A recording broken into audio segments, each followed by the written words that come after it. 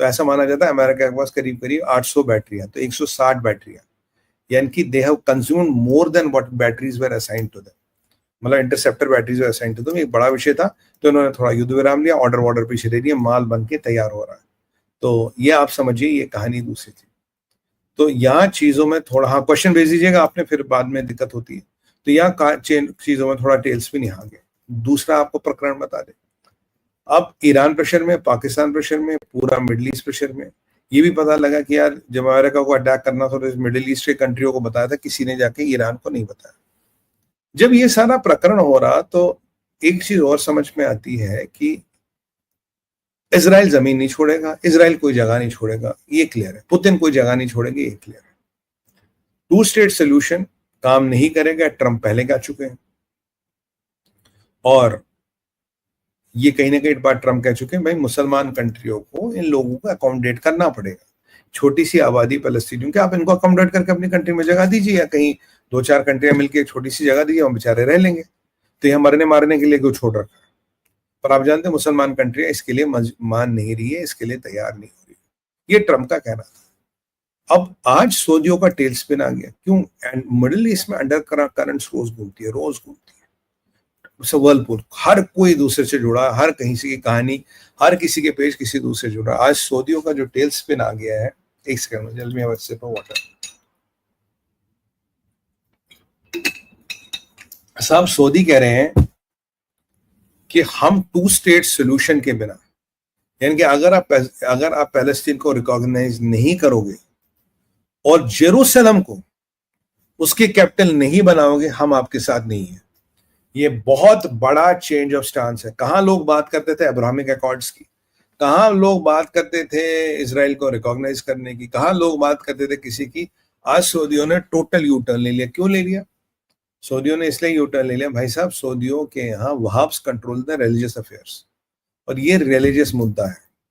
क्योंकि उन्होंने बोला यार मरशाद पे हमला कर दिया, ये क्या नाम है उसका, फर्दो वाली शहर का, वो हम पे हमला कर दिया, ये तो दीन पे हमला है। अगर उनके दीन पे कल को हमला हो गया, कल को हमारे दीन पे भी अमेरिका हमला करेगा।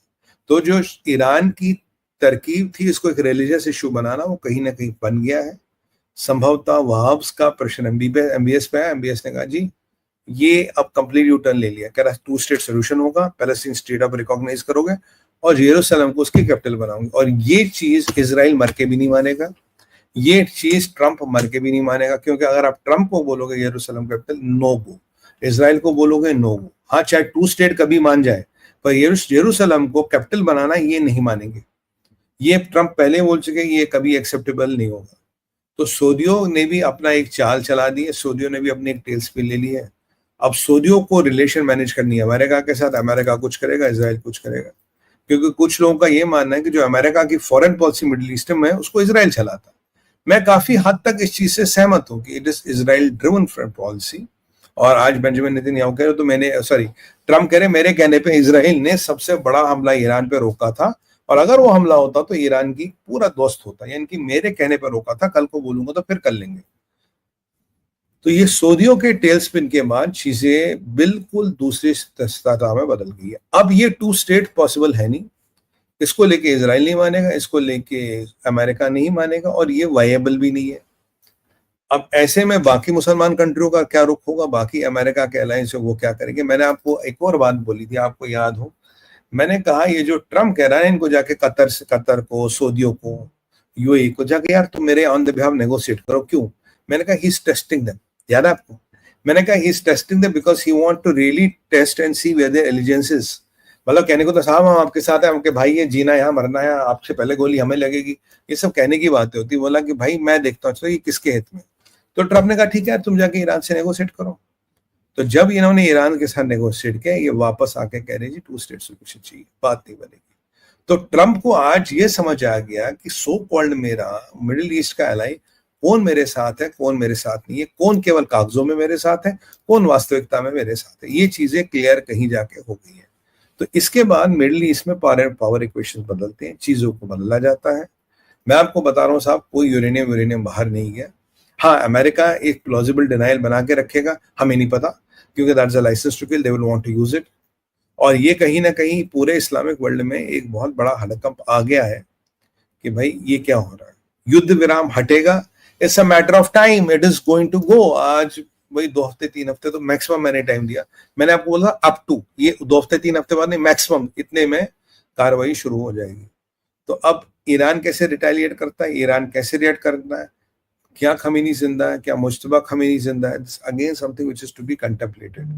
और चीजें बद से बदतर हो रही है, चीजें हाथ से और कंट्रोल हो रही है, just give me a second, I have to end. चीजें हाथ से और कंट्रोल हो रही है, और चीजों का हाथ से जाने का मतलब है मिडिल ईस्ट में अनस्टेबिलिटी और बढ़ रही है साहब। That is exactly what I was trying to tell you, middle east में अनस्टेबिलिटी और बढ़ रही है। और ऐसे में एक इंपॉर्टेंट चीज आपसे डिस्कस करनी थी, और ये ट्रंप आज बार बार कह रहे हैं मुझे नहीं लगता कि ईरान कभी भी न्यूक्लियर बम बनाएगा या न्यूक्लियर एनर्जी बनाएगा, अगर उन्होंने बनाने की कोशिश भी की आई विल बॉम्ब देम। पहले इन्होंने इंटरनेशनल एटॉमिक एनर्जी एजेंसी को यूज करके कोशिश की, तो ईरान कहता है यार ये एजेंसी तो बिकी हुई है, तो कॉम्प्रोमाइज है, इन्होंने हम पे अटैक करवाया, इन्होंने तो ये करवाया, वो करा, चले उनकी कहानी अलग है। तो ट्रम्प कहते हैं कि ठीक है अगर ये नहीं तो हम डायरेक्ट आते हैं, हमारे इंस्पेक्टर आके देख लेंगे तुम्हारे अंदर क्या। ये ईरान कभी नहीं मानेगा। ईरान को बोला था ट्रम्प ने अनकंडीशनल सरेंडर, खुमैनी को थोड़ा फेज दिया, चले सरेंडर नहीं किया तो थोड़ा फेज दिया, बोला जी सीज फायर हो गया, बट सीज फायर होते हो अपना कार्रवाई शुरू करने लगे, इस्लामिक अल तक क्या शाल हो गया, हम जीत गए, यहूदियों को हरा दिया हमने। और खमीनी तो कह रहे कि इजराइल की इकोनॉमी इतनी वीक हो गई कि कभी भी टूट सकती है। मैं कहा खमीनी साहब आपका मतलब कहना क्या है अमेरिका की इकोनॉमी, अमेरिका की इकोनॉमी का भी फातिहा पढ़ ही दीजिए, तो जुम्मा तक टूट जाएगी, आज बुधवार पे बैठे कल अगले जुम्मा को टूट जाएगी, अब फातिहा पढ़ लेंगे तो शायद टूट भी जाए। तो मतलब कहते हैं ना घर में नहीं दाने तो अम्मा चली बुलाने, वो इनका हाल है साहब। ये चीजें बड़ी इंपॉर्टेंट है। और इजराइल कट्स का स्टेटमेंट कि अब मैंने ईरान को लेबनान वाला अप्रूवल दे दिया कि आईडीएफ कभी भी जाके किसी को भी वहां ठोक सकता है।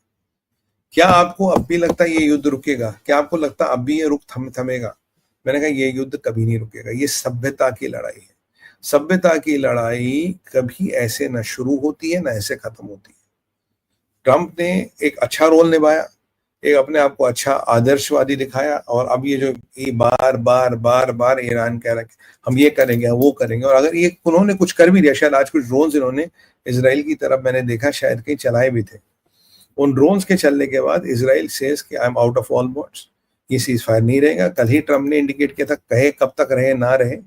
थर्ड वाला बड़ा इंपॉर्टेंट पॉइंट था जो मैंने आपको बताया, क्योंकि थर्ड अब भी बेस्ट इंटरसेप्टर सिस्टम माना जाता है, पर ईरान के पास कोई तो ऐसी मिसाइल है जो संभवतः चाइना ने दी है, जो काफी मिसाइल शीट्स को बाहर करके भी गिरती है। इसका भी समाधान इसराइल को फौरन से बेशतर निकालना पड़ेगा, और ये भी इसको भी सेट करना पड़ेगा। ये थी टोटल घटनाक्रम जो हुआ। यूरेनियम की मिस्ट्री अब भी बनी हुई है, मेरे हिसाब से फर्दों में है। ट्रंप ने बोल दिया सेंट्रीफ्यूज काम नहीं कर रहे हैं। आपका कासिम सुलेमानी को तो इन्होंने मारा ही मारा था बहुत पहले, और तेहरान को अनकंडीशनल सरेंडर के लिए कहा था, जो उन्होंने नहीं मारा, जो उन्होंने नहीं माना अब उससे भी भयंकर परिस्थिति में है तेहरान।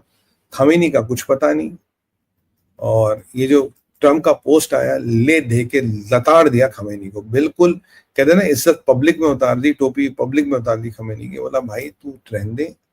और ऐसे में अगर इजराइल को एक मौका दिया जाए, will they take out Khamenei? They will take out Khamenei, क्योंकि इजराइल एक चीज समझ गए, इनके पास नेगोशिएशन टेबल पे लाने के लिए कुछ है ही नहीं।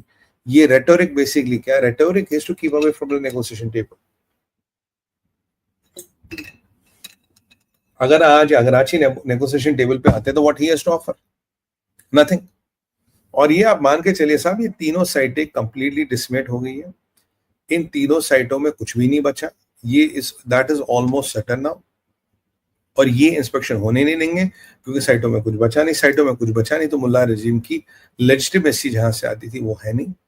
पाकिस्तान ने इनको एज यूजुअल धोखा दे दिया, और देखिए, और पाकिस्तानी जनरल को बोला था, मैंने उस लड़के को बोला था, ही लुक गुड। और मोदी जी की तो खैर ट्रम्प तारीफ करते करते भारत के साथ 500 बिलियन डॉलर की ट्रेड डील की बातें हो रही है, और यहाँ लोगों के दिल पे छुरियां चल रही है। चलनी भी चाहिए, अच्छी बात है, उसमें कोई छुरियां चलना अच्छी बात है। तो ये था किस्सा यूरेनियम, ये था किस्सा फर्दो, ये था किस्सा ट्रम्प।